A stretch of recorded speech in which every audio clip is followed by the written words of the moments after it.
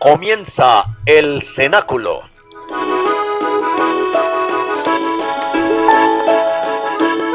Una hora con la sagrada doctrina católica de la mano de la Santísima Virgen María. Vive, vive, María, en tus hijos queridos, protégenos con tu manto, a quienes te amamos tanto. Ven, por favor, hermosa Madre de Dios, ven, por favor, porque tú eres mi ilusión. El Cenáculo presenta desde Bogotá, Colombia, Henry Gómez Casas para esta radio virtual. El Cenáculo.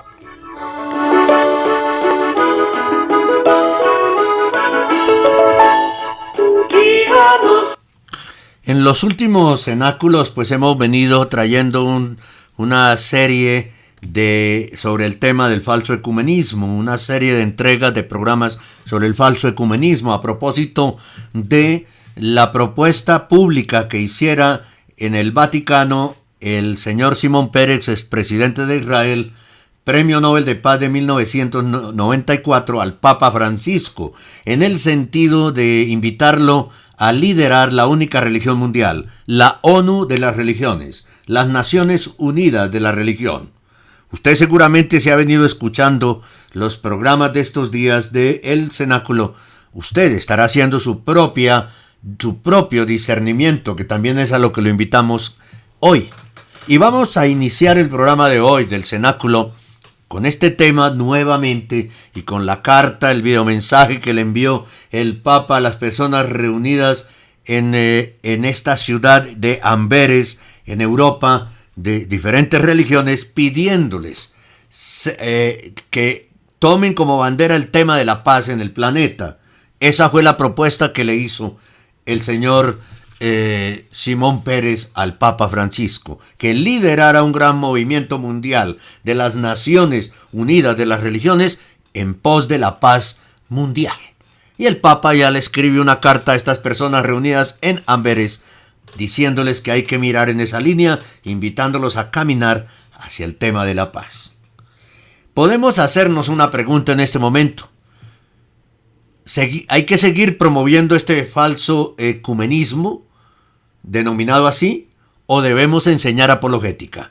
La respuesta la tenemos con una persona que sabe mucho de este tema, que es el padre Flaviano Amatuli Valente, invitado hoy al Cenáculo. Vamos a hacer un ejemplo. Doña Amalia. Doña Amalia es lo mejor de la parroquia. Hizo los cursos parroquiales, diocesanos, a nivel nacional, diploma, encargada de la catequesis. Predica, retiros espirituales, lo mejor. ¿Qué pasa? Que no estudió apologética, no le enseñaron ecumenismo, respeto, amor, como si viviéramos en el país de las maravillas. Un día su hijo le dice: mamá, en el salón un compañero me dijo: ¿por qué tú traes esta estampita, esta imagen? Está prohibido, la Biblia prohíbe esto. Éxodo 20, versículo 4, no tendrás imagen alguna de lo que hay en el cielo, en la tierra, etc. ¿Y tú por qué la traes? Bueno, porque así somos acostumbrados nosotros. Sí, pero está en contra de la Biblia. Yo no sabía que estaba en contra de la Biblia. Voy a preguntar a mi mamá. Mi mamá es la que enseña la Biblia en la parroquia. Mi mamá da curso bíblico. Mi mamá dirige la catequesis, el retiro. Pregunta a mi mamá. Yo realmente no sé esto. Mamá, ¿por qué nosotros usamos las imágenes? ¿Por qué? Porque un compañero me dijo: no le hagas caso. Esos son protestantes, no son católicos. Bueno, son católicos, pero lo que decía está escrito en la Biblia. Bueno, pero no hay que hacerle caso. ¿Cómo? Mamá, ¿seguimos la Biblia o es para ellos y nosotros no? Sí, seguimos la Biblia, pero Y por sí nosotros católicos somos acostumbrados con las imágenes, ¿qué vamos a hacer? ¿La Biblia prohíbe las imágenes, sí o no? Ni modo, no le hagas caso. Pobre muchacho, no entendió nada. Regresa al salón, no, que mi mamá dice que somos católicos, soy protestante, sí, pero la Biblia lo dice. A ver, pregúntale sobre el bautismo de los niños, pregúntale sobre el purgatorio, y pregúntale sobre María, y la mamá no contesta nada. Siempre no hables con ellos, respétalos. Sí, pero ¿cómo? Y entonces el muchacho empieza a sospechar. Pobre mamá, los curas la están engañando. Enseña la Biblia, pero no sabe nada. Cuando se trata de cosas serias no contesta, no sabe. Empieza a estudiar con el amigo. Conclusión, se cambia de religión. Y cuando este muchacho se cambia de religión, convence a sus hermanos, convence a su papá. Mira papá, la mamá no sabe, la mamá le engañan, los curas están engañando, no sabe nada. Yo le pregunto esto y no sabe. Mientras los demás, ellos sí que saben. El papá se cambia. Un día se reúne el consejo parroquial, decisión. Doña Amalia ya no puede ser encargada de la catequesis. No convenció ni a sus hijos ni a su esposo. Quedó sola. Le quitan el cargo. Solita en la casa. Llega el pastor del templo a donde llegan sus hijos y su marido. Hermana Amalia, ¿qué pasó? Usted que siempre predicaba, ¿cuántos retiros espirituales ha hecho? ¿Cuánta gente acercó a Dios? Y ahora no hace nada. No, que me quitaron el cargo, está encargado otra persona. Bueno, pero usted tiene que seguir predicando, tiene el don de predicar. Bien, entonces, ahora está sin hacer nada. Le voy a hacer una propuesta. Yo tengo 2 templos.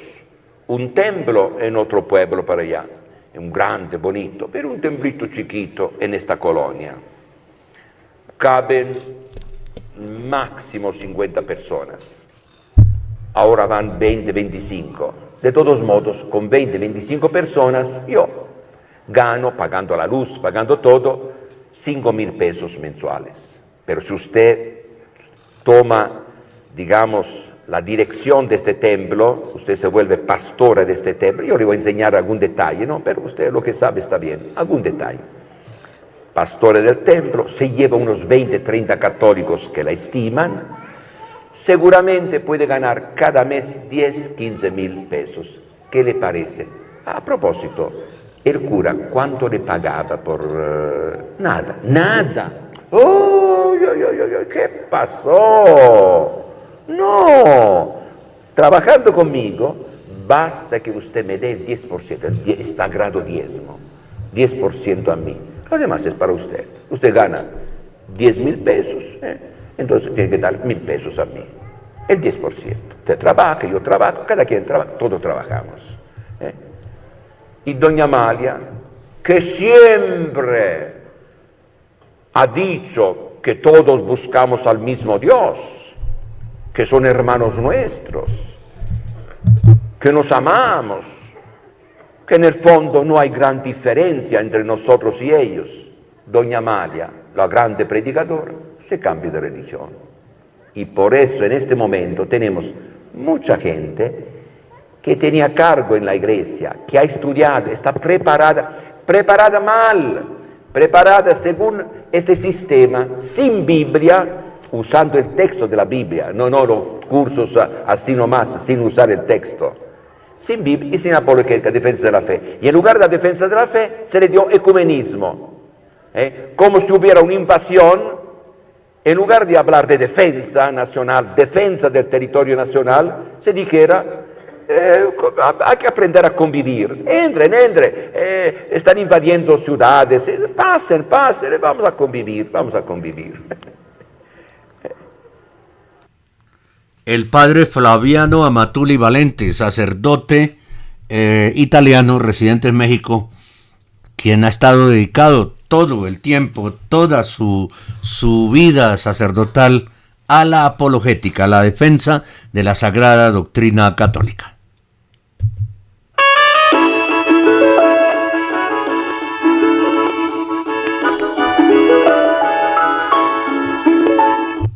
Usted nos está escuchando en nuestra web radio rosamísticacolombia.com y también en su dispositivo móvil si ha descargado la aplicación TuneIn y ha buscado Radio Rosa Mística Colombia. Estamos siendo retransmitidos de forma simultánea a través de radiofelatina.net de Buenos Aires, Argentina, San Pablo Radio de Caracas en Venezuela, Solo Dios Radio de República Dominicana y Suena Cristo de Tiltil en Chile. Todas estaciones miembros de la red de radios católicas de Latinoamérica y el Caribe en Internet. En Estados Unidos usted también puede escucharnos en la opción Seno Radio llamando al 401-347-0927. El contenido de este noticiero es responsabilidad de la producción. Nuestras metas son la objetividad periodística, la libertad de expresión y la defensa de la sana y sagrada doctrina católica. Este es el informativo católico. Bueno, no es el informativo católico, es el cenáculo que lo estamos presentando a todos ustedes, con una entrega más sobre este tema del falso ecumenismo, que tanto está preocupando en estos momentos a muchos católicos en el planeta. Han llegado los días predichos por el Evangelio y por el Apocalipsis. Las fuerzas del mal, unidas al poder de quien se opone a Cristo, harán grandes prodigios en el cielo y sobre la tierra hasta seducir a gran parte de la humanidad. Usted sabrá, querido oyente, si se va a dejar seducir. Si se va a dejar seducir por esos prodigios en el cielo y en la tierra.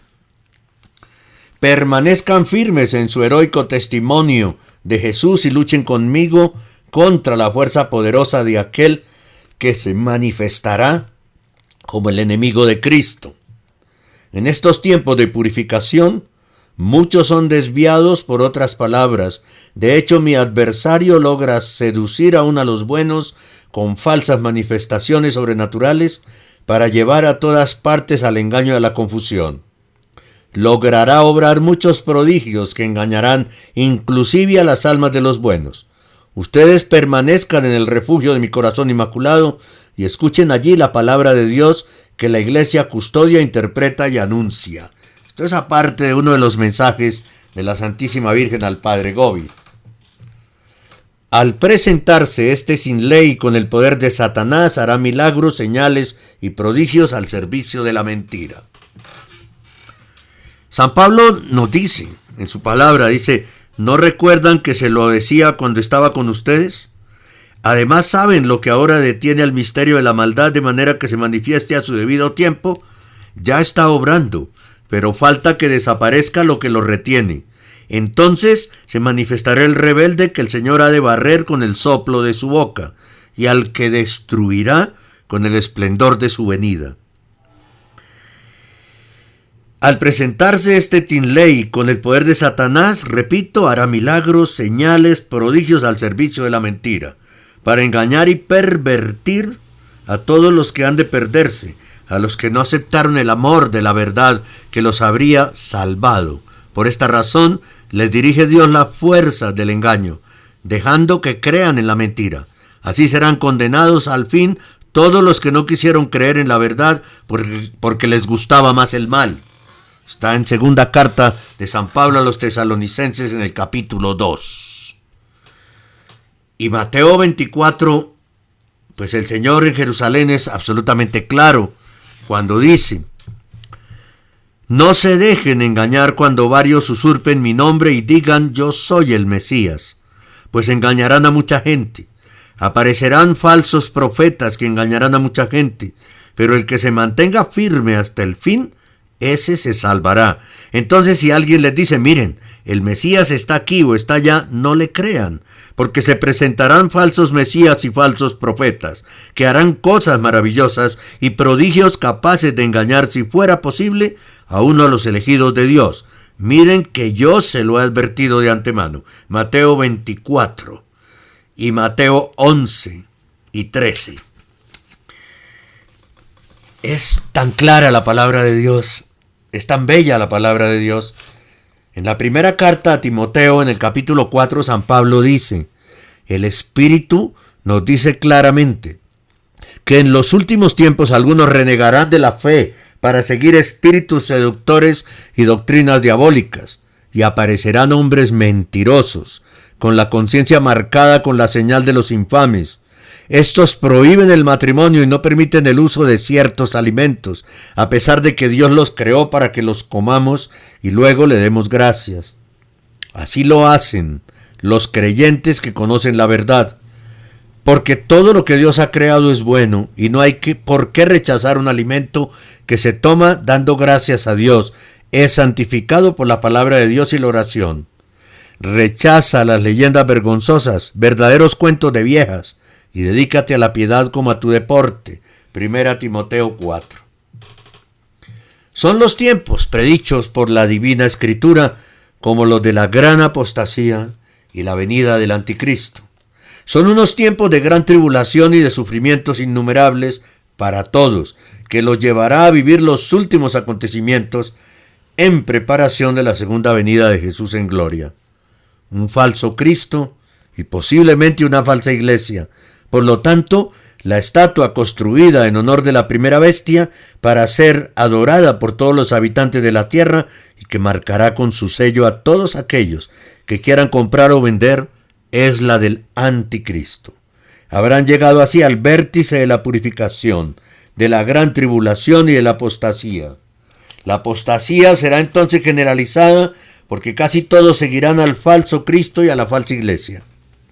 Entonces será abierta la puerta para la aparición del hombre o de la persona misma del Anticristo. He aquí, hijos predilectos, le dice la Virgen al Padre Gobi, ¿por qué les he querido iluminar sobre las páginas del Apocalipsis que se refieren a los tiempos que ustedes viven? Para prepararlos conmigo a la parte más dolorosa y decisiva de la gran lucha que se está combatiendo entre la Madre Celestial y todas las fuerzas del mal que se han desatado implacablemente.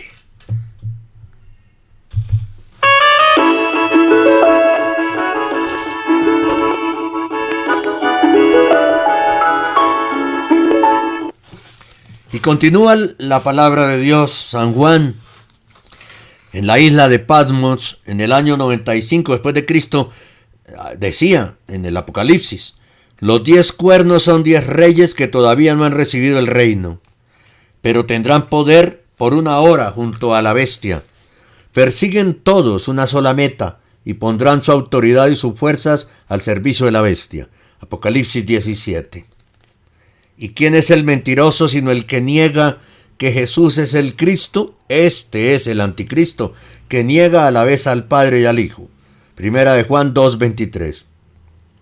Yo vengo de parte de mi Padre y ustedes no me hacen caso, pero si otro viene en su propio nombre, ustedes le harán caso, dijo el Señor en Juan 5:43, cuando estaba en Palestina predicando.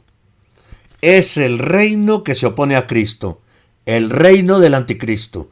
En el último período del siglo, su reino llegará a la cumbre de su fuerza, de su poder, de su gran seducción. Llega la hora en que el hombre inicuo, que pretende suplantar a Dios para hacerse adorar como Dios, se manifestará en todo su poder. Pero en estos tiempos tienen sobre todo la necesidad de ser defendidos de las terribles acechanzas de mi adversario, dice ahora la Santísima Virgen, que ha logrado instaurar su reino en el mundo. Bajo el flagelo sangriento de esta horrible prueba, ¿cómo podrán evitar la disgregación y el abatimiento y permanecer fuertes en la fe y fieles a Jesús y al Evangelio? Mi corazón inmaculado será su defensa fortísima, el escudo de protección que lo salvaguardará de todos los ataques de mi adversario. Y San Juan agrega en Apocalipsis 13, una de sus cabezas parecía herida de muerte, pero su llaga mortal se le curó.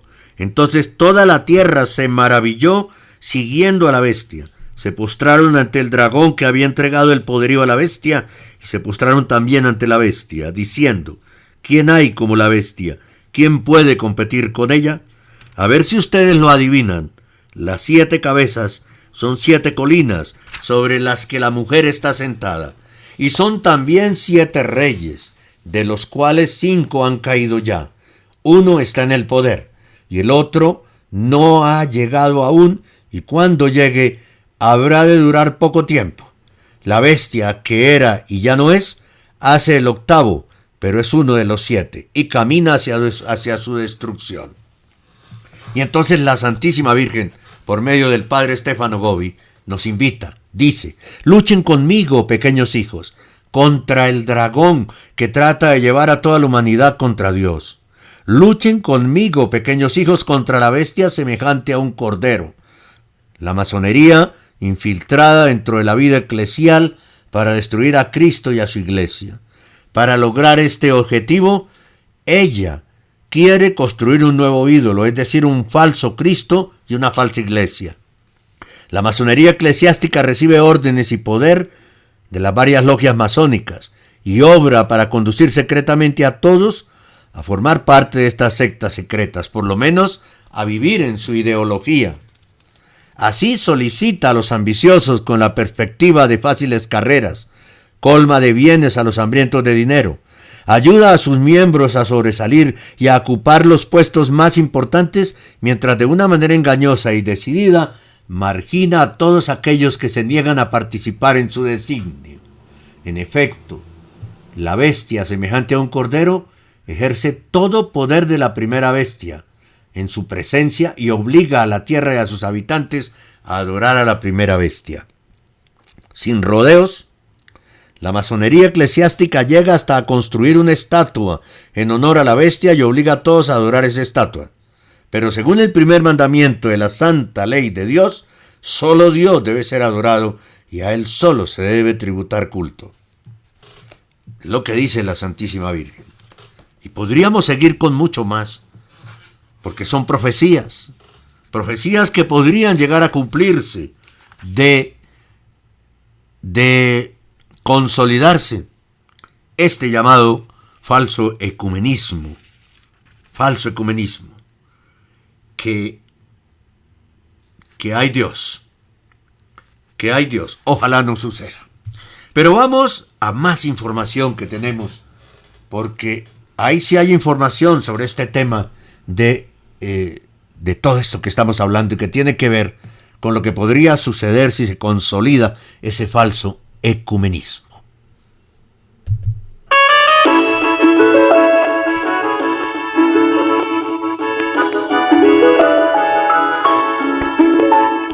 ¿Recuerdan ustedes que la propuesta que le hizo el señor expresidente de Israel, Simón Peres, al Papa fue liderar la ONU de las religiones, las Naciones Unidas de las religiones? Pues bien, el desarrollo que ha tenido las Naciones Unidas en los últimos años confirma que hay una intención clara de globalización en varios sectores de la sociedad.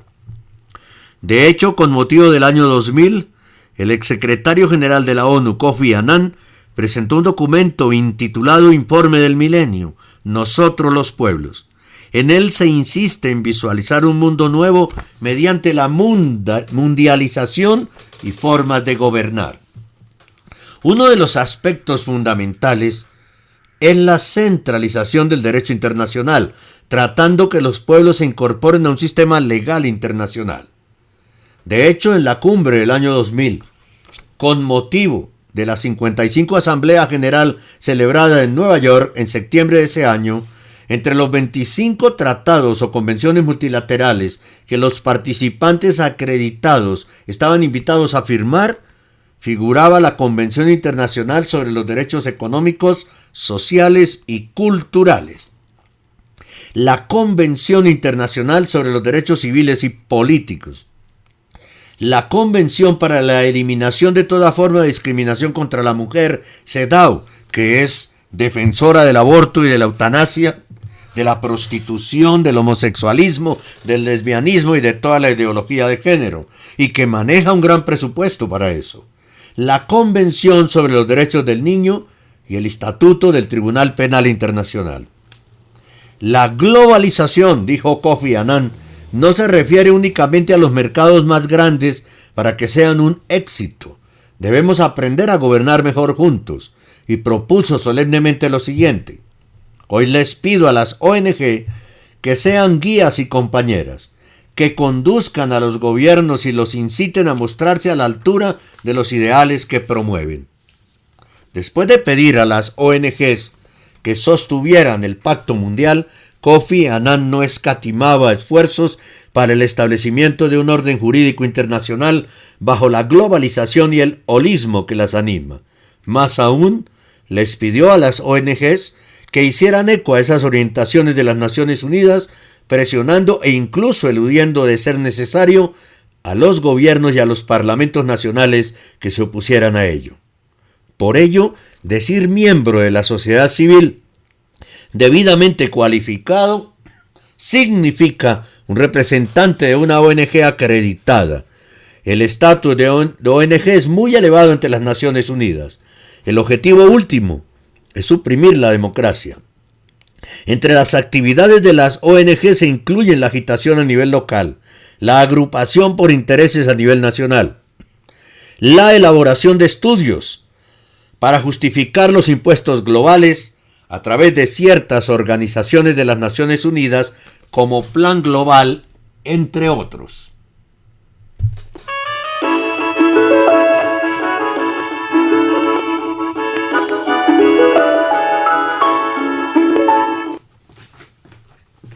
En esta línea, y aprovechando el foro del milenio, el secretario de la ONU ha insistido en la adhesión a ciertos valores esenciales en el campo de las normas de trabajo, de los derechos humanos y del ambiente. A este esfuerzo se le ha denominado Pacto Mundial, indispensable para regular los mercados mundiales, ampliar el acceso a las tecnologías vitales, distribuir la información y divulgar los cuidados básicos en asuntos de salud, entre otros.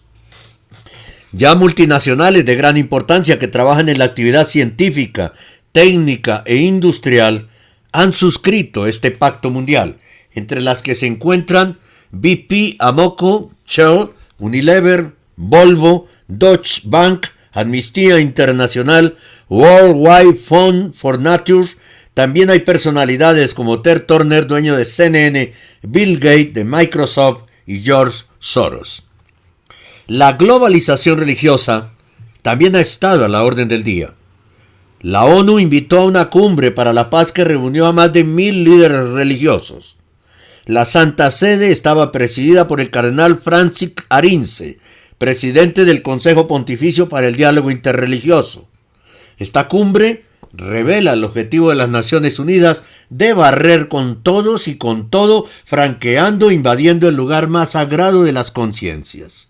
De esa reunión surgió una iniciativa unida de las religiones, la URI, que tiene como objetivo la paz y la salud de la tierra y de todos los seres vivos. Esta iniciativa está invadida de nueva era, de New Age, y pretende crear una religión mundial, la que le están proponiendo el señor expresidente de Israel, Simón Pérez, al Papa Francisco. La única religión mundial, la ONU de las religiones, las Naciones Unidas de la religión. Usted, querido oyente, haga su propio discernimiento. Y es así, porque la ONU no solamente pretende una globalización económica, política y jurídica, sino que debe cubrir por completo la llamada aldea global, apoyada en la ya estudiada Código de Ética Planetaria. Como vemos, El espíritu holístico es continuamente presentado como esencia de la formación de las Naciones Unidas.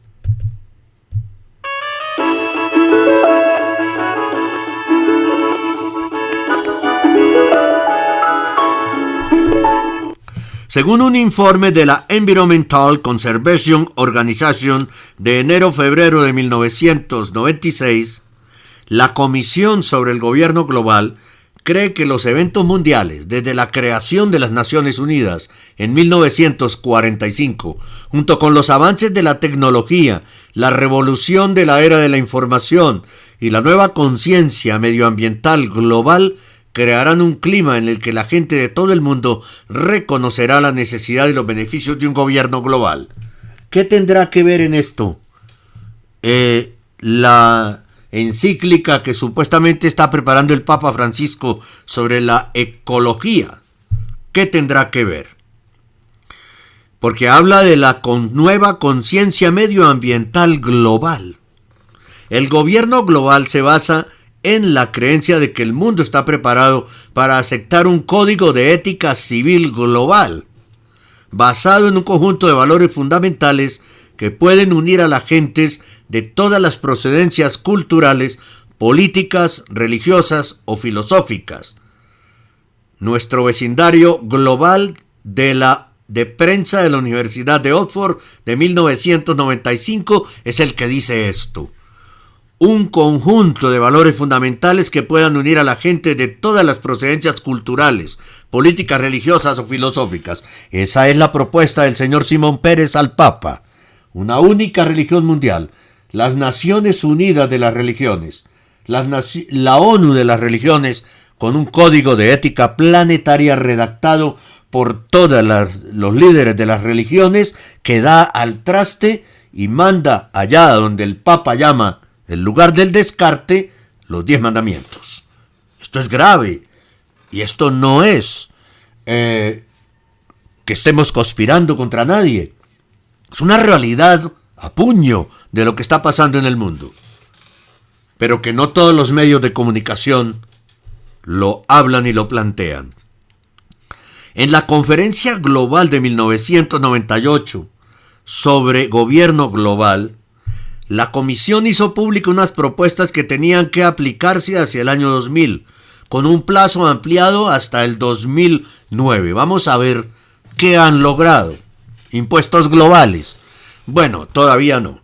Un ejército de las Naciones Unidas. Tienen los cascos azules. Y estaba diciendo también dentro de la propuesta el señor Simón Pérez y otras que he leído en estos días, que hay que armar, hay que darle armas a los cascos azules. El ejército de las Naciones Unidas. Un Consejo de Seguridad Económica que ya funciona, unidos el Fondo Monetario Internacional, el Banco Mundial, la Unión Europea, etcétera, el Mercosur, etcétera. Una autoridad sobre asuntos globales comunes ya existe, son las Naciones Unidas. La anulación del derecho de veto por parte de los miembros permanentes del Consejo de Seguridad de las Naciones Unidas. Cuerpo parlamentario de representantes de la llamada sociedad civil. Ya existe el Europarlamento, ¿no? El Parlamento de Europa, existe el Parlamento andino. No funciona correctamente y es un foco de corrupción, pero existe. Un nuevo Tribunal de Justicia Criminal, la Corte Internacional de Justicia, ahí está. Y el Tribunal Criminal Internacional, la Corte Internacional de Justicia, lograda en el año 2002. Es claro, pues, que las Naciones Unidas se empeñan en establecerse como una élite mundial soberana y transformarse en un núcleo de concentración de poder sin precedentes en la historia. En ese sentido, Michael Chuyans nos refiere 4 aspectos fundamentales de esos factores de poder: el político, el económico, el militar y el psicosocial. Dentro del psicosocial está el religioso. Este último, el psicosocial, abarca a los medios de comunicación, el saber, o sea, la educación, las técnicas, la ideología, el derecho, la religión. Bajo el pretexto de responsabilidad compartida, de desarrollo sustentable y de incorporación al sistema legal internacional, Las Naciones Unidas se pretenden erigir como un control supercentralizado de estos 4 factores para manejar al mundo e imponerse como centro indiscutible que gobierne todos y cada uno de los factores del poder. Obviamente, con una cabeza, con un gobernante a la cabeza.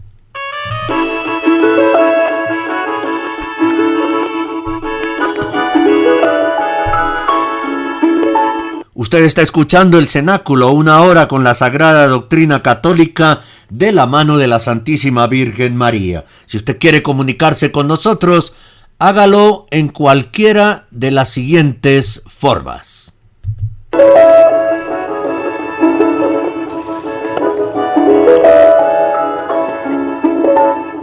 Usted está escuchando Radio Rosa Mística Colombia.com desde Bogotá en vivo y en directo.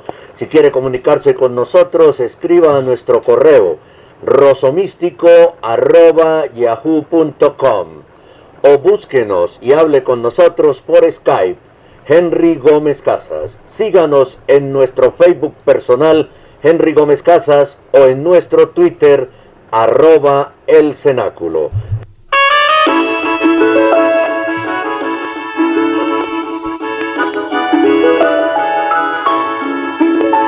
De esta forma, las Naciones Unidas acrecientan su poder político, afanándose por imponer la primacía del derecho internacional, tal y como ella lo concibe, dejando a los gobiernos y parlamentos nacionales a una función muy limitada.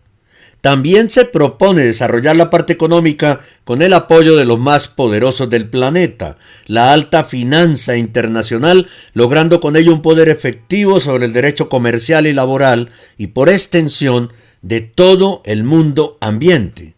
También las Naciones Unidas se proponen alcanzar los medios militares para supuestamente mantener la paz. Y desde luego en el plano psicosocial ya hemos dicho, el control de la información, la adquisición y la transmisión del conocimiento, el acceso a tratados y nuevas tecnologías y convenciones internacionales que dominen los derechos de los estados, del Tribunal Penal Internacional, siempre con la finalidad de concentrar cada vez más un mayor poder. Poder que será ejercido con una cabeza, la del Anticristo, en las Naciones Unidas, que será el único gobierno mundial. En conclusión, el desarrollo sustentable, el control de la población, con el aborto y la eutanasia, de la salud, del conocimiento, de los recursos, de los intercambios internacionales, del derecho, de los nuevos derechos humanos, no son sino un proyecto claro de poder mundial que cada vez se va consolidando y del que las Naciones Unidas se considera paladín en este nuevo milenio que ha comenzado y donde encuentra perfecto acomodo como instrumento de poder tanto de la masonería como de la judería internacional, siempre apoyados y guiados por el establecimiento, la alta finanza y las instituciones mundialistas que hemos estudiado en otros momentos aquí en el Cenáculo. Por último, conviene resaltar que la Unión Europea se ha convertido en un instrumento de ejecución de las Naciones Unidas. Baste simplemente saber que la Carta Europea de los Derechos Fundamentales repite en esencia todo lo que hemos venido hablando sobre la filosofía de la ONU. Esta carta, desarrollada en la conferencia de Pekín +5, celebrada del 5 al 10 de junio del año 2000, sorprendió por la actitud que asumió la Unión Europea en algunas disposiciones del Tratado de Ámsterdam.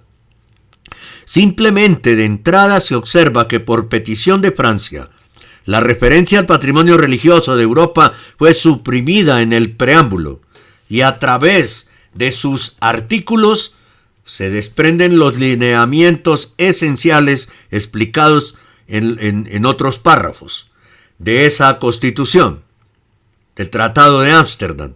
Más aún, la Constitución Europea de octubre del 2004, redactada bajo la batuta del expresidente masón francés Valéry Giscard d'Estaing, alude a las raíces griegas y romanas de Europa, pero no dice ni una palabra sobre el cristianismo, lo cual es un insulto a la verdad histórica.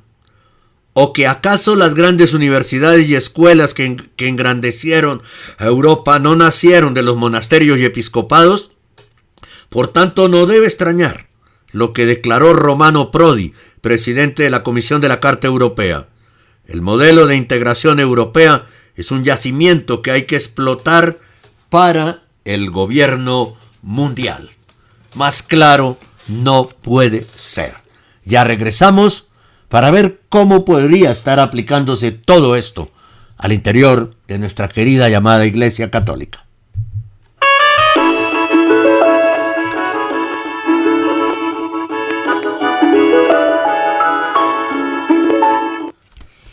Confidencias de Jesús a un sacerdote.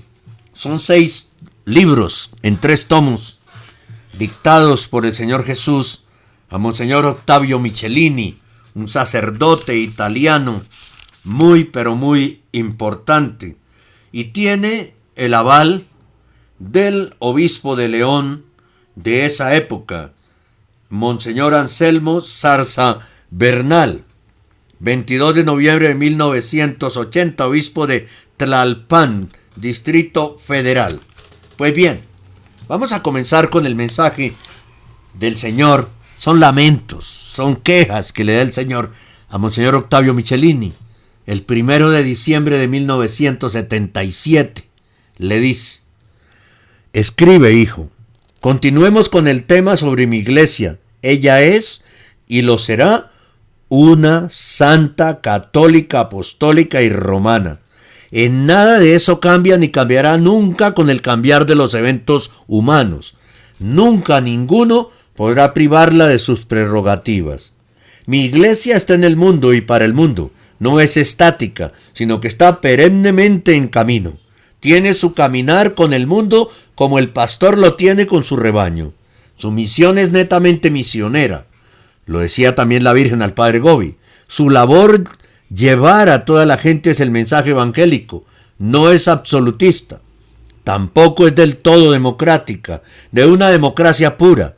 Es jerárquica, porque así la he querido y la quiero yo, su fundador.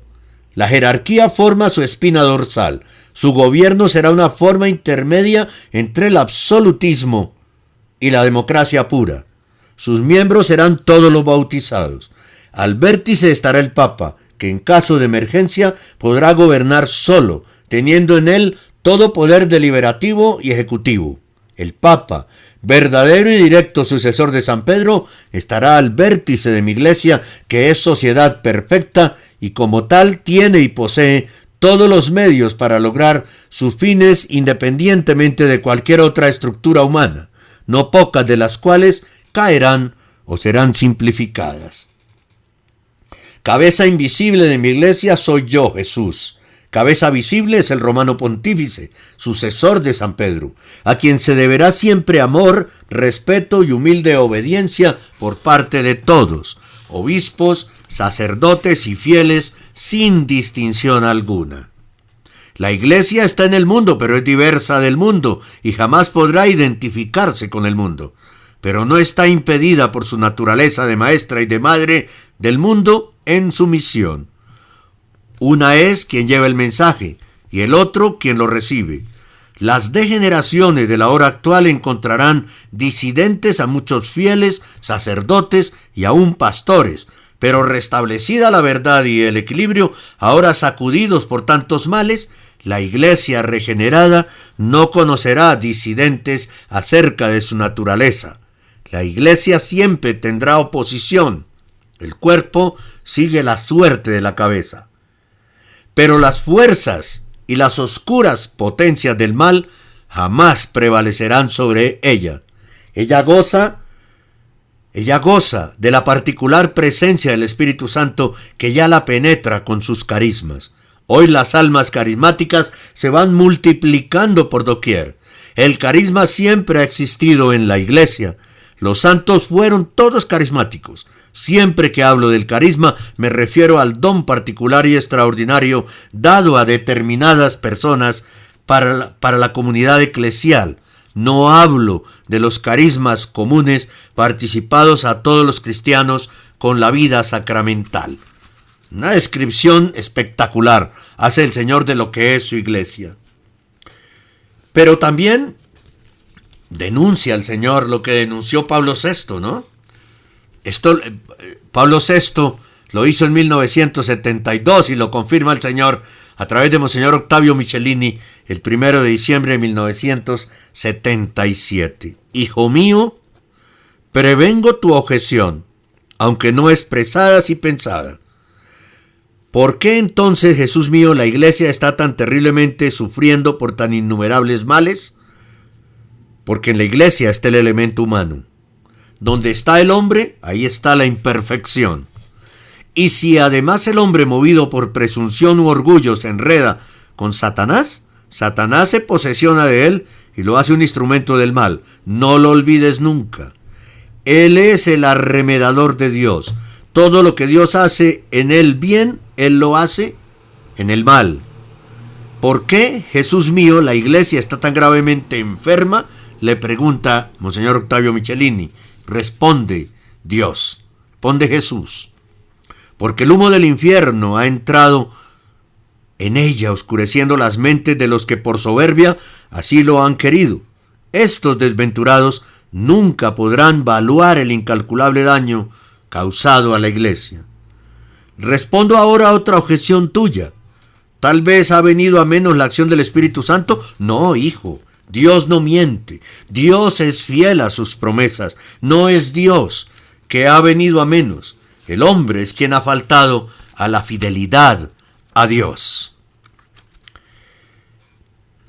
El 4 de diciembre de 1977, el Señor le dice, Jesús le dice a Monseñor Octavio Michelini lo siguiente. Le dice que la Iglesia deberá ser radicalmente reestructurada. ¿Cuántas cosas, dice Jesús, serán quemadas en mi Iglesia en la hora de la purificación? Sí, hijo mío, he dicho, quemadas. Y una cosa quemada quiere decir convertida en cenizas, quiere decir destruida, aniquilada, y por lo tanto no sirve ya a los hombres. Hablo de muchas estructuras, materiales y no materiales. Mi Iglesia, como tantas veces te lo he dicho, deberá ser radicalmente estructurada, reestructurada, y aparecerá de nuevo con aquellos primeros rasgos que yo le di a través de mi madre y de mis apóstoles. Mi Madre Santísima, después de mi resurrección, permaneció en la tierra. Ella, junto conmigo, corredentora, continuó con mis apóstoles, Regina Apostolorum, generando a mi Iglesia en la sencillez, en la humildad, en el amor y en el dolor. Es evidente, hijo mío, que debe permanecer intocable e inmutable el patrimonio de la revelación, es decir, la Sagrada Doctrina, al que presunción y orgullo humanos quisieran modificar, amputar y transformar, y este es un delito imperdonable. Esta es soberbia equiparable solo con la de Satanás, y esta soberbia está en el espíritu de pseudoteólogos, de obispos, de innumerables sacerdotes y consagrados, todos los cuales se arrojan el absurdo derecho de interpretar según su arbitrio la palabra de Dios, de plegarla a sus exigencias, a las de los tiempos, por lo que ayer era, hoy ya no es, y hoy solo, y esto solo por el mudarse de los acontecimientos humanos. No es nueva esta herejía. ¿Cuántos se hicieron paladines de ella, sobre todo los protestantes, con la Contrarreforma? Hijo, lo que es de Dios no se manosea ni se cambia, y quien osa hacerlo desafía a Dios. ¿Y quién es el hombre para ponerse en contra de Dios y osar desafiarlo? Muy grave, siquiera intentar pensar en desafiar a Dios. El 18 de noviembre le dice Jesús al Monseñor Octavio Michelini en sus confidencias de Jesús a un sacerdote: hijo mío, soy Jesús. Escúchame y escribe, porque le decía que escribiera. Recientemente, poco antes de subir a la casa de mi Padre Celestial, mi vicario en la tierra, el Papa Juan Pablo I, dijo, y hace pocos días también Juan Pablo II ha repetido: salvemos las grandes disciplinas de la Iglesia. ¿Qué ha querido decir con este grito lanzado a toda la Iglesia? ¿Un grito angustiado, un verdadero grito de alarma? se intenta salvar una cosa en peligro de ser destruida o en parte ya destruida. Se trata de salvar una cosa presa de las llamas y en estos casos se trata de pedir y se invoca ayuda para salvar lo salvable. Mi iglesia está en llamas, hijo mío, y las llamas la están destruyendo. Las estructuras más bellas con las que la edifiqué, las fortalezas espirituales con las que la doté y que en ella diseminé por doquier están todas en llamas, todas en crisis. Dentro de no mucho verán también a las llamadas materiales completar a las llamas materiales completar las destrucciones, porque mi iglesia se deberá rehacer enteramente nueva. En otras ocasiones te he dicho cómo conventos, comunidades, congregaciones y órdenes religiosas son otras tantas hogueras de incendio y de crisis, donde las llamas, después de haberse generado y mantenido bajo las cenizas, han ya comenzado a crecer y a extenderse, y propagándose se han encontrado entre sí y han formado un gran incendio que ha envuelto a mi iglesia, la que ahora, en plena crisis, arde toda. Diócesis, parroquias, seminarios y todas las demás estructuras acusan más o menos un gran malestar que brota de una única y sola causa: crisis de fe, equivalente a crisis de verdadera vida interior, y cuya consecuencia, la crisis exterior, se encuentra en todo mi cuerpo místico. Las manifestaciones de todo esto ya las conoces, por lo que no considero oportuno repetirlas. Ahora en mi iglesia hay anarquía de la que no se quiere oír hablar, sobre todo por quienes son su principal causa y sobre los que pesa mayor responsabilidad. Anarquía en la forma de vestir para el clero. Quien hace una ley tiene también el deber de hacerla respetar. De otra manera, ¿para qué hacerla? ¿Para qué entonces se ha hecho una ley si no se ha hecho nada para hacerla respetar? ¿No es esto una carencia de sentido de responsabilidad? San Pablo ha hablado claramente de la modestia con la que las mujeres en particular, pero no solo las mujeres, deben asistir a las sagradas Eucaristías en la iglesia, y ahora, vestidos más sin mural de los blue jeans, ¿cuál es? Anarquía en la liturgia y en la administración de los sacramentos. Aquí bastará con recordar lo que he dicho en un precedente mensaje, pero en muchísimos casos se administran los sacramentos como se administrarían las mismas cosas materiales, olvidando la sacralidad del sacramento que es fruto de mi redención. No puedo más tolerar estas sacrílegas profanaciones y no desciendo a particulares de los que hasta los fieles menos sensibles a las cosas de Dios se han profundamente escandalizado. Anarquía en las relaciones eclesiales. ¿Cuántas veces se desobedece? ¿Cuántos sacerdotes suscritos a periódicos y revistas marxistas o en la teología de la liberación? ¿Cuántos sacerdotes que leen periódicos que sutilmente inculcan ateísmo e inmoralidad? ¿Cuántos sacerdotes frecuentan salas cinematográficas prohibidas a los seglares? Y si los obispos lo saben, porque no han casi nunca intervenido, y si no lo saben, quiere decir que no se preocupan mucho de la situación y de los peligros con los que están amenazados los sacerdotes de su grey. Más mensajes. Esto es una maravilla, las confidencias de Jesús a un sacerdote para su discernimiento. Dos realidades entonces en continua contraposición, pero una de ellas está siempre vigilante, bien adiestrada y en incesante movimiento, dedicada a ceñir, a estrechar, a insidiar y golpear sin pausa a la otra parte, la cual, si bien siendo riquísima en medios de defensa, es paupérrima de fe y de conocimiento del enemigo. Se refiere a la iglesia, porque dice, la iglesia riquísima de medios de defensa, pero paupérrima en conocimiento del enemigo. 23 de noviembre de 1978 es la fecha de este mensaje.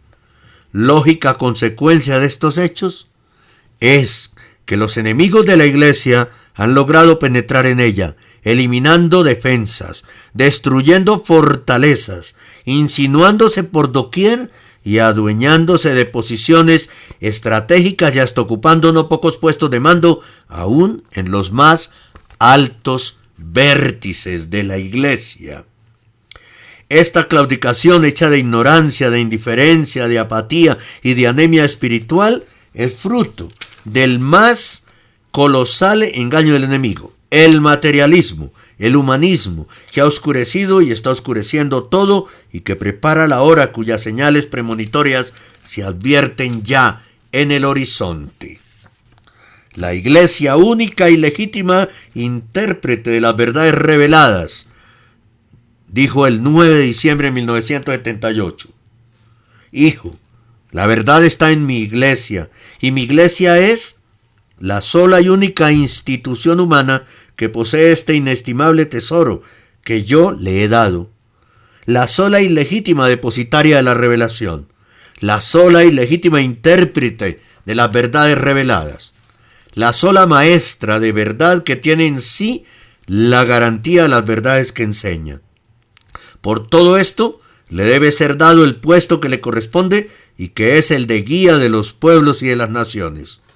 He dicho que es mi Iglesia, sacramento de salvación, la que posee este precioso e inestimable don, pero no son de considerarse sacramento de salvación los individuales miembros de la Iglesia, o los particulares grupos, o determinadas escuelas, las que a veces son verdaderos estercoleros, donde pululan herejías de todo género. No son de considerarse Iglesia los tantos presuntuosos teólogos que se han hecho promotores de doctrinas necias, plenas de errores y de verdaderas y propias herejías. No son tampoco de considerarse Iglesia los tantos pastores que, independientemente de mi vicario, difunden principios contrarios a la revelación. Y tampoco son de considerarse Iglesia los buenos pastores o los buenos maestros, ni aquellos obispos que tácitamente aprueban el afirmarse y el difundirse errores entre su grey. Y el número de estos últimos es verdaderamente grandísimo. Verdaderamente grandísimo. ¡Qué pesar! Lo dice el Señor, no lo decimos nosotros. Y el 10 de diciembre de 1978, el Señor habla del poder en la Iglesia. Dice: Hijo mío, has ya descansado esta mañana. Ahora toma de nuevo la pluma y escribe: soy tu Jesús. ¿Cuántos son en mi Iglesia los que verdaderamente la conocen y que conocen a fondo el tejido de este mi cuerpo social? Pocos, hijo mío. Somos miembros de este cuerpo, pero miembros libres e inteligentes. De su linfa nos nutrimos, nos alimentamos y respiramos, pero todo esto frecuentemente sucede inconscientemente, por lo que nos hacemos extraños a nosotros mismos, casi como si un hijo, rompiendo contra natura el ligamen que lo une al padre y a la madre, tratara de hacerse extraño al cuerpo del que ha recibido vida, alimento, etc., y recibirá la salvación. ¿Cuántos conocen otro tesoro de mi Iglesia? Un tesoro que la hace bella, potente y perfecta, y que yo, Dios, uno y trino, le he dado. Esto es el poder.